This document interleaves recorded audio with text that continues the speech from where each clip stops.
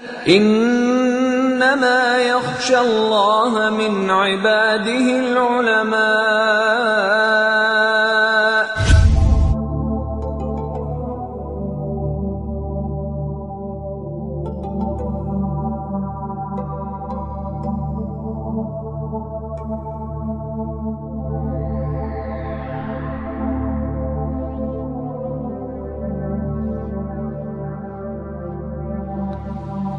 Bismillah ar-Rahman ar-Rahim.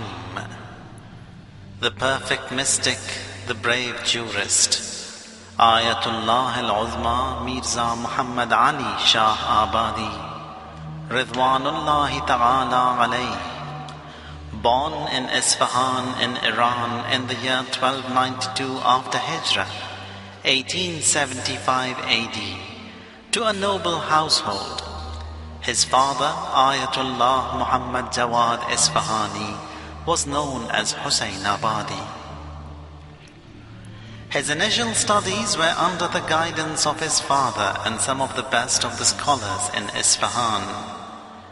In 1304 after Hijrah, 1887 AD, when he was 12, his father was exiled to Tehran by Nasiruddin Shah.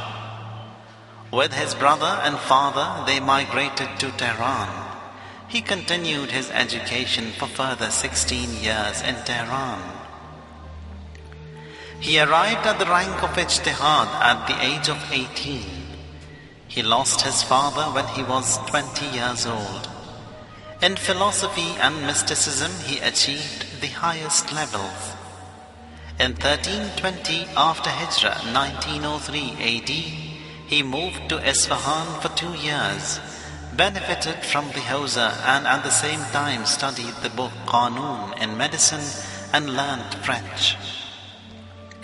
In 1322 after Hijrah, 1905 AD, the book Kifayatul Usul was published. With revolutionary ideas in Usul Fiqh, jurisprudence. To benefit from Akhund Khurasani, the author of this book, he moved to Najaf. Accompanied with him were his wife, mother and father-in-law. After 7 years in Najaf at the age of 37, after the death of his Ustad Akhund Khurasani, he moved to Samarra and attended the study circle of Mirza and to teach fiqh, usul and philosophy. His lectures were among the best, liked and welcomed by the students. So much so that Mirza Shirazi remarks about his return to Iran as a great loss to the Hausa of Samarra. He, after a year's stay in Samarra and his mother's wish and emphasis, returned to Iran. In 1330 after Hijrah, 1913 AD, he returned to Isfahan and later moved to Tehran.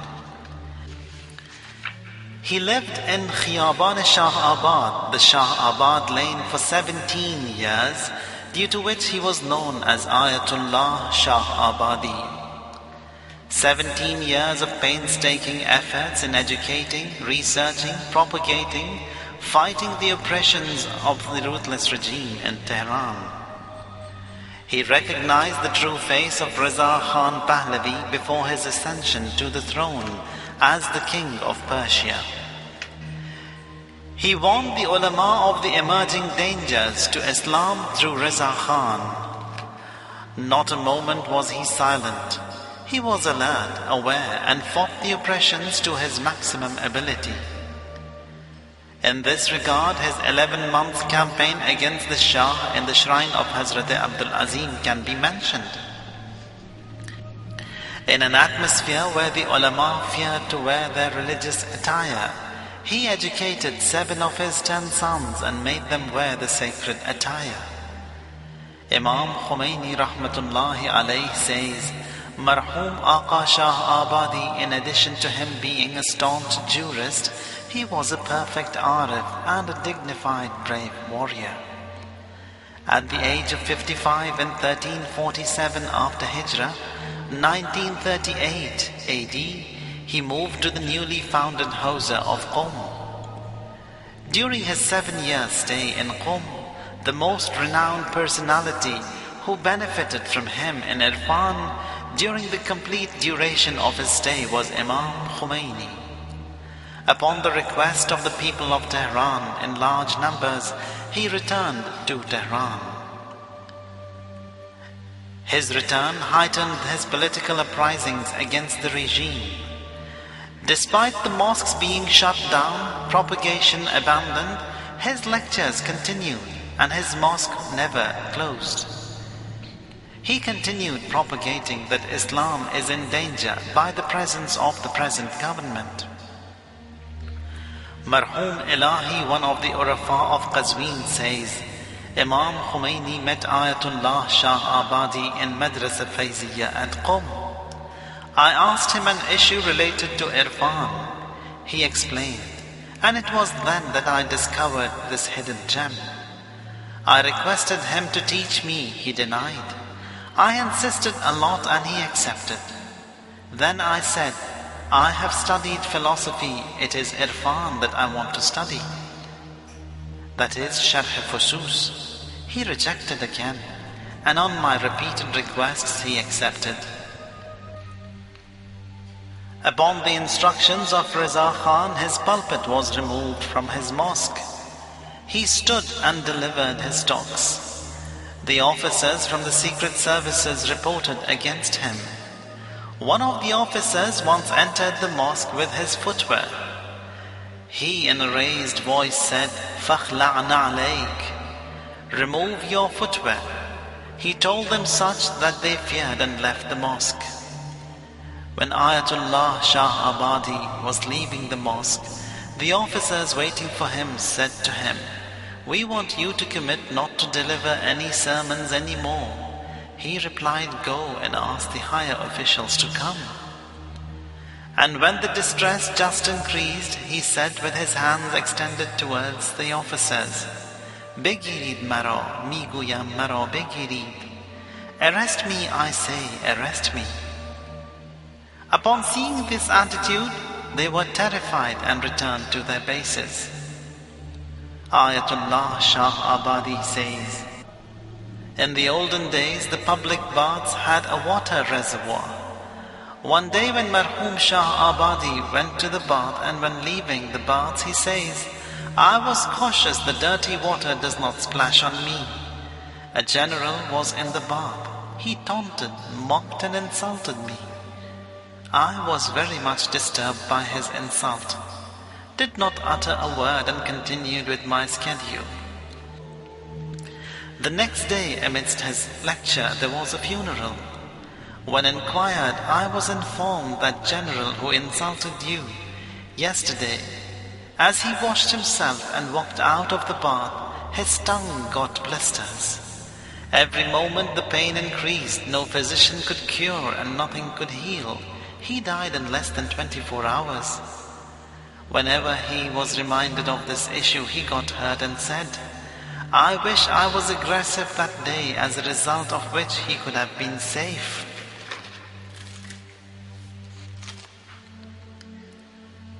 Someone had spread rumors that Agha Shah Abadi is a Hakim, not a Mujtahid. In Tehran one day a person came to pay his khums. He requested Ayatullah Shah Abadi to show him his certificates of ijtihad.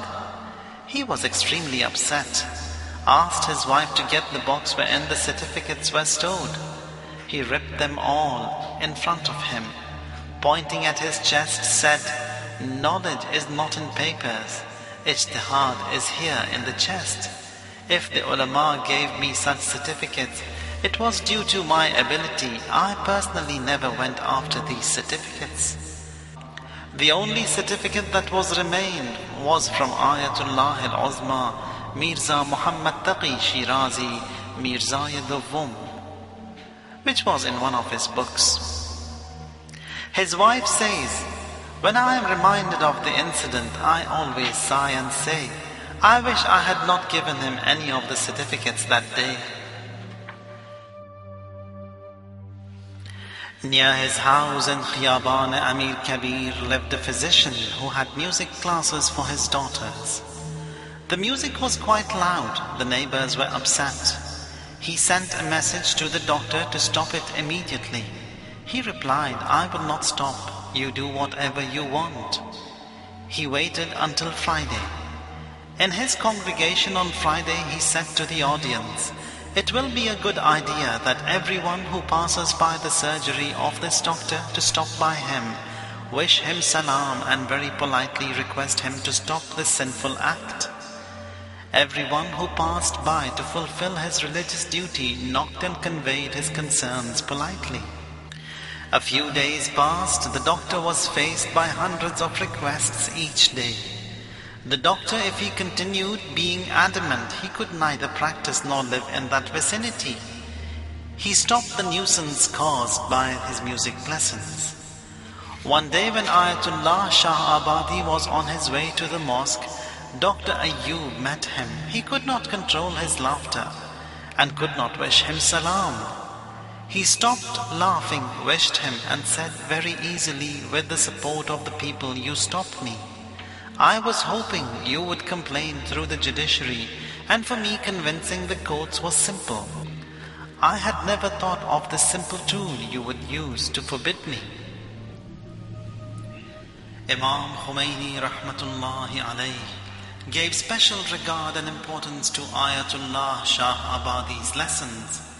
He said, "If Ayatullah Shah Abadi, may my soul be sacrificed unto him, taught for 70 years, I would attend, as he has a new topic to teach every day." His political insight. Repeatedly, Ayatullah Shah Abadi said to Ayatullah Sayyid Hassan Mudarris, "This man who has not ascended the throne shows humbleness towards the ulama, kisses their hands, meets them, portrays his love towards the Ahlul Bayt alayhimus salam. The moment he ascends the throne, he will turn away from the ulama, and the first to be kicked away will be you."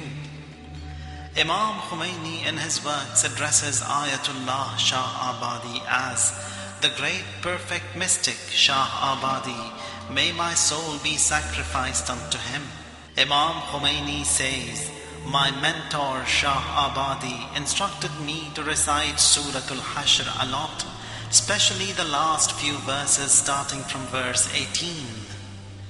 His insight in jurisprudence. It was during his time that radio was launched in Iran and people were getting used to it. But as the media was in the control of Reza Khan, most of the programs were un-Islamic and were propagating the Western culture. This led the ulama abandoning every use of the radio. A group came to Ayatullah Shah Abadi seeking guidance regarding using radio.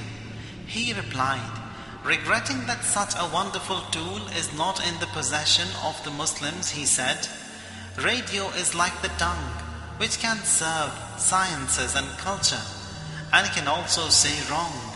Therefore, buying and using it for useful purposes is permitted. The time when the loudspeakers were getting common, it was the opinion of a few of the ulama not allowing the use of such sound systems. When he was inquired as to whether he would allow buying a loudspeaker for the mosque, he replied, "What question is this? You must avail it. So long as I am alive, people must know that this appliance is no sin. Buying and using it lawfully not only has no problem, but it is very necessary." His son Ayatullah Nasrullah Shah Abadi quotes from his father that he emphasized as such in the night prayers, sincerely approach Hazrat Zahra Salamullahi alayha and know that seeking help from her mighty station is the means of elevation of one's soul, increases one's ma'rifah, acquaintance with Allah Tabaraka wa Ta'ala. Also before the adhan of Fajr, recite the salawat of Hazrat Zahra alayha salam. He said, even if it was for your world, be awake before dawn. If you got up and were not in the mood to offer the night prayers, just keep awake. Have a cup of tea. By this practice of being awake, you have availed the opportunity to worship at night. Keeping awake before Fajr is good for one's material and moral health. Keeping awake before Fajr increases one's sustenance, grants a beautiful face and a good character. In one of the Muharrams in the first Ashra where he was reciting, he repeated the same topic 3 times every day. And on the night of Ashura he said, God, you be a witness that I repeated this one sentence 30 times in the last 10 days. I have delivered the message. I have written to the ulama of Najaf, Qom, Isfahan, Mashhad, and every place that I knew and I could. And tonight for the last time I say in this gathering that Riza Khan is the puppet of Britain. His aim is to destroy Quran and Islam. If he is combating me, it is not because of myself. Imam Khomeini said, I never saw a soul more gracious than the soul of Marhum Shah Abadi. In addition to fiqh, philosophy and mysticism, in politics too he was second to none. To his students requesting tips for spiritual improvement, he said, say your prayers on time. Leave every task aside and offer your prayers. Try to say them in Jamaat. Be wise in your dealings. In your merchandise, always be content with the minimum profit. Let there be no difference between your relatives, local or a foreigner. Let the minimum profit be your motto. In paying your dues, although you can wait till the end of the year, and the Imam alayhi salam has allowed you, but you pay them every month. One of those who applied this program says, he instructed me in the month of Rajab, and in the month of Ramadan it was Zuhr. I heard the Adhan, joined the Jamaat. Amidst the prayers I saw the Imam present, but at the time of the recitation of the surahs he was absent. Present again, absent in the ruku, so on and so forth. After the prayers I went to him and said, where were you in the prayers? He was amazed and said, I've been upset at home and in the mosque. Amidst my prayers I was reminded of the ill behavior and I was absent and then I returned. This continued a few times during my prayers. This was the effect of strict application of his program for 2.5 months. My sight was opened. I continued with the program and further visions were seen that cannot be described. Shaykh Rajab Ali Khayyat Rahmatullahi alayhi says, I asked many as to why God has created man, but never got a satisfactory answer. Until one day I asked Ayatullah Shah Abadi. He replied, God has created man to represent him. Inni ja'ilun fil ardi khalifa. He says, one of the Sunni scholars wrote a book and claimed his book would devastate the Shias like the striking of a lightning. But the writer himself quotes this hadith in his book, that one midnight Ummul Mu'mineen Aisha does not find the Prophet sallallahu alaihi wasallam in her room. I searched in all the rooms but did not find him anywhere until I saw him on my room's roof, his head and feet uncovered, saying God by Ali, and supplicates to God. He again said Ilahi bihaqqi Ali and supplicated to God. Aisha says, I said to him, did you not find anyone better than Ali, that you are seeking God through him, saying Ilahi bihaqqi Ali? He sallallahu alayhi wasallam said, by him in whose possession and might is my life, I looked in the skies and found none better than Ali. I looked in the east and in the west and found none better than Ali. That is why I seek God through him, saying Ilahi bihaqqi Ali. On the 9th of Muharram, the agents of Reza Shah came to his mosque, not allowing to mourn.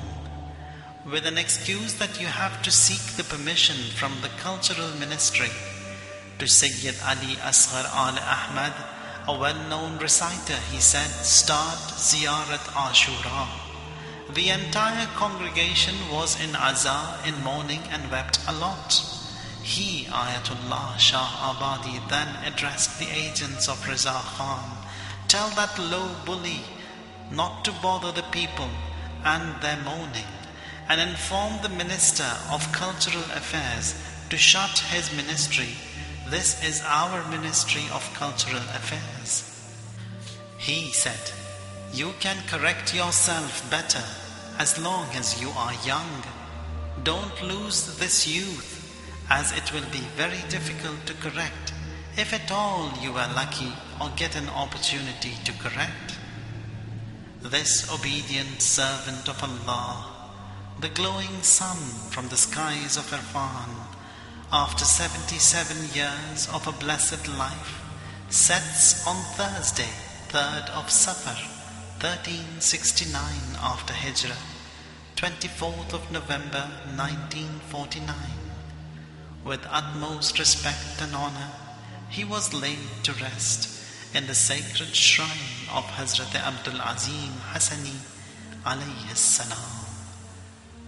وَسَلَامٌ عَلَيْهِ يَوْمَ وُلِدَ وَيَوْمَ يَمُوتُ وَيَوْمَ يُبْعَثُ حَيًّا وَسُبْحَانَ رَبِّكَ رَبِّ الْعِزَّةِ عَمَّا يَصِفُونَ وَسَلَامٌ عَلَى الْمُرْسَلِينَ وَالْحَمْدُ لِلَّهِ رَبِّ الْعَالَمِينَ.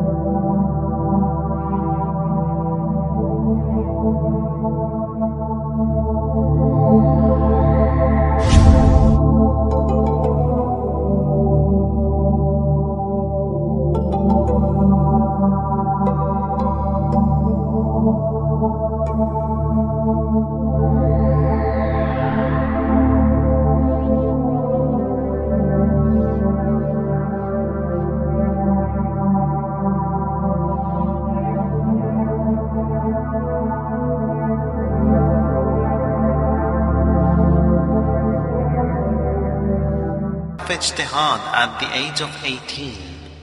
He lost his father when he was 20 years old. In philosophy and mysticism, he achieved the highest levels. In 1320 after Hijrah, 1903 AD, he moved to Isfahan for 2 years, benefited from the Hausa, and at the same time studied the book Qanun in medicine and learned French. In 1322 after Hijrah, 1905, إنما يخشى الله من عباده العلماء.